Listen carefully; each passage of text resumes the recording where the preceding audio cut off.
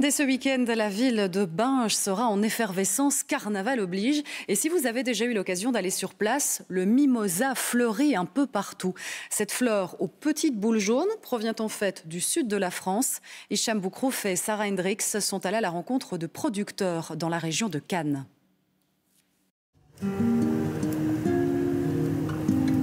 Chaque hiver, à la Côte d'Azur, les collines se couvrent d'or. De mi-décembre à mi-mars, le mimosa apporte une touche de soleil dans le paysage hivernal. Une plante dorée devenue emblématique de la région, pourtant le mimosa venu d'Australie ne fait son apparition en France qu'au XIXe siècle. Beaucoup associent le mimosa à Joséphine de Beauharnais, la compagne de Napoléon Bonaparte, et qui donc fait venir donc, du mimosa qui est séduit par cette plante, le fait venir dans sa propriété qui devait être du côté de Hyères. Et les amis des Bonaparte disent ah, c'est quelle belle plante. Et phénomène de mode, hein, donc ils commencent un peu à implanter le mimosa dans leur propriété. Une mode devenue commerce. Sur le massif du Tanneron, à quelques kilomètres de Cannes, la famille Reynaud exploite le mimosa depuis 3 générations. Nous sommes en pleine période de production.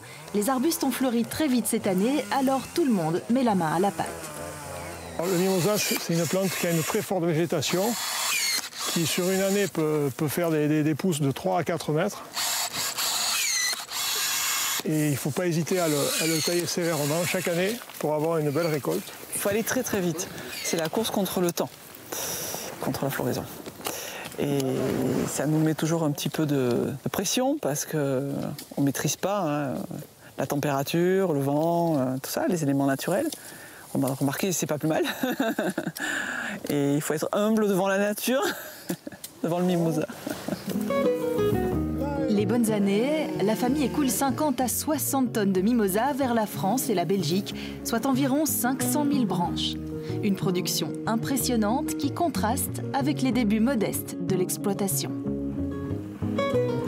Ma mère a commencé après la guerre de 14. À l'époque, on ne travaillait pas comme ça, c'était beaucoup plus rudimentaire, beaucoup plus... Mais et après la guerre de 40, ça s'est développé. Plus industriellement, quoi, un peu plus. Et il y avait quand même ici, dans le coin, parce que c'est local, hein, c'est le mimosa, il y avait une centaine de producteurs. Dans les années 90, le métier pénible, la pression foncière et la concurrence des fleurs hollandaises en découragent beaucoup. Aujourd'hui, ils ne sont plus que quelques-uns à profiter d'un regain d'intérêt pour cette fleur locale et de saison. Chaque année, près de 3000 bouquets prennent aussi la direction de Binche pour le carnaval, un client fidèle. On en voit tout l'hiver. Et pour le festival, enfin pour le carnaval, et on en voit beaucoup plus. On inonde la place. Et le mimosa, c'est le soleil, c'est la Côte d'Azur. Si le métier a évolué, la base reste la même. Un sécateur et de l'huile de coude sous le soleil du sud de la France. Et pour la famille Reynaud, toujours la même passion. C'est jamais monotone, voilà. C'est des productions vivantes, extrêmement aléatoire, alors ça peut être un inconvénient, mais nous on y voit aussi un avantage parce qu'on se renouvelle chaque année en fait. Après la saison du mimosa, la famille produira des feuilles d'eucalyptus pour les fleuristes et du jasmin pour les parfumeurs de la région, avant de revenir à la fleur d'or dès l'hiver prochain.